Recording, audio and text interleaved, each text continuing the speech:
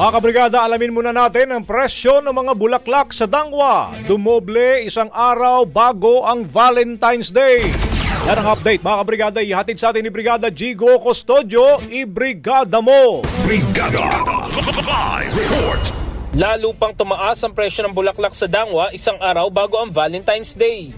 Ang pulang rosas na kahapon ay nasa 1,000 kada isang dosena. Ngayon ay nasa 1,500 pesos na. 1,200 pesos naman ang isang dosena ng light pink na rosas.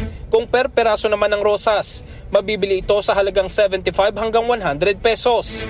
Naglalaro naman sa 600 hanggang 1,500 pesos. Ang flower arrangement depende sa design at dami ng bulaklak. Kung tight naman ang budget, may mabibili namang arrangement na 3 pirasong rose, sunflower o carnation sa halagang 400 pesos. Ayon sa mga nagtitinda, mas mahal ang lokal na rose kumpara sa imported. Klima sa Baguio, kakaunting supply at mataas na presyo ng supplier dahil sa demand ang dahilan kung bakit mataas ang presyo ng mga bulaklak ngayon.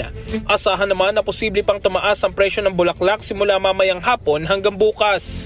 In the heart of changing lives, ito si Brigada Jigo Custodio ng 105.1 Brigada News of Manila, the Music News Authority. Bagong-bago Brigada Balita Nationwide. Brigada Balita Nationwide. Ang bahaging ito ay hatid sa atin ng Power Cells Herbal Capsule. Tuldukan ang sakit dahil ikaw ang sandigan.